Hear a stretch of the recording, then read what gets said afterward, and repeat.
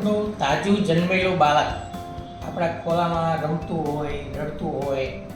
અને આપણે એને રમાડતા હોઈએ, એ બાળક જ્યારે 25 વર્ષનું થઈ અને તમારી સામે આવે, તમને ટેકો આપે અને તમને હૂંફ આપે,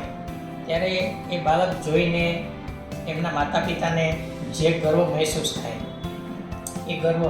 આજે પાયલ મેટર્નિટી હોસ્પિટલ જ્યારે 25 વર્ષની થઈ રહી છે ત્યારે અમે અનુભવી રહ્યા છીએ. હું ડૉક્ટર સંજય દેસાઈ સાથે ડૉક્ટર પ્રતીક્ષા દેસાઈ બંને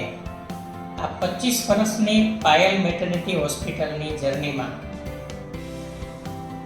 દરેક ડગલે ને પગલે આવેલા અમારા સર્વે દર્દીઓ, સર્વે અમારા સ્નેહીઓ, સર્વે અમારા શુભેચ્છકો, સર્વે અમારા મિત્રો કે જેમણે અમારી આ પાયલ મેટર્નિટી હોમ જ્યારે બર્થ થયો ત્યારે એ પાયલ મેટર્નિટી હોમ હતું, પછી થોડું મોટું થયું, ચાલતા શીખ્યું એટલે એ પાયલ મેટર્નિટી હોસ્પિટલ થયું અને આજે એ પાયલ મેટર્નિટી હોસ્પિટલ પરિવાર થયો છે. તો મેટર્નિટી હોમને પાયલ હોસ્પિટલ પરિવાર સુધી પહોંચાડવામાં આવનારા ડગલે ને પગલે દરેક મિત્રો, દરેક શુભેચ્છકો, દરેક દર્દીઓ, દરેક ડૉક્ટરો બધાનો આ તકે હૃદયપૂર્વક ખૂબ ખૂબ અભિવાદન કરું છું અને ખૂબ જ આનંદની લાગણી અનુભવું છું. સર, 27મી મે 1998નો દિવસ આજે પણ આપણને બરાબર યાદ છે કે ઘણા બધા સપનાઓ લઈને નાનકડા ગામ જામખંભાળિયામાં આપણે ખૂબ જ ઓછી સુવિધાવાળું ગામ કહી શકાય અને એ સમયની અંદર જોઈએ તો લોકોમાં જાગૃતિ પણ ઓછી, પણ આપણે જે મનની અંદર એમ કહેવાય ને કે એક સંકલ્પ હતો કે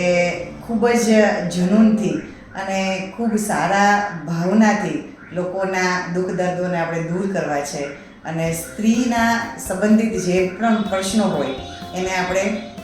જો આપણાથી જેટલું શક્ય બને એટલું આપણે વધારે સારી રીતે એમને સોલ્વ કરી શકીએ. તો આ જર્ની જ્યારે હતી ત્યારે ડેફિનેટલી સરળ તો હતી જ નહીં, પણ છતાં પણ કહેવાય છે ને કે હાર્ટ છે એ પ્યોર હોય, માઇન્ડમાં ક્લિયરિટી હોય અને વર્કમાં સિન્સિયરિટી હોય તો આપણે કોઈ પણ અશક્ય કામને પણ બહુ સહેલાઈથી શક્ય કરી શકીએ છીએ. જી જી, આ પાયલ મેટર્નિટી હોસ્પિટલનું બીજ એટલે કે કન્સેપ્શન, ગર્ભાધાન જેને કહેવાય, એ ગર્ભાધાન 2 ઓક્ટોબર 1997માં થયેલું. અને યાદ જ હશે કે જે દિવસે પાયલનો બર્થ થયો, બરાબર? એટલે એ પાયલના બર્થ પછીના મે મહિનામાં એટલે કે 27 મે 1998માં આ હોસ્પિટલનો ઉદ્ભવ થયો. શરૂઆતનો સમય નાના બાળકને જેમ કંઈ ન આવડતું હોય, નાનું બાળક જેમ રડતું હોય, નાનું બાળક કાંઈ સમજતું ન હોય, નાનું બાળક ચાલતું ન હોય, નાનું બાળક જાતે જમતું પણ ના હોય, એમ પાયલ મેટર્નિટી હોસ્પિટલ ખૂબ જ નાના એવા વિસ્તારમાં નાની એવી હોસ્પિટલ તરીકે ઉદ્ભવ થઈ. ત્યારે ખૂબ જ લિમિટેડ સ્ટાફમાં આપણે આ સંઘર્ષ યાત્રા ચાલુ કરેલી અને માત્ર 2 જ વર્ષમાં એટલે કે 2000ની સાલમાં આપણે એને ખૂબ જ મોટું સ્વરૂપ આપી શકેલા અને એ હોસ્પિટલ દોડતી થઈ ગઈ. અને પછી એ દોડતી હોસ્પિટલમાં સ્ટાફ પણ એટલો હતો, સ્પેસ પણ એટલી હતી, સુવિધાઓ પણ ઘણી હતી, પણ હા, સેન્ટર નાનું હતું, બ્લડ બેંકની ફેસિલિટી નહોતી, એનેસ્થેટિસ્ટની ફેસિલિટી નહોતી અને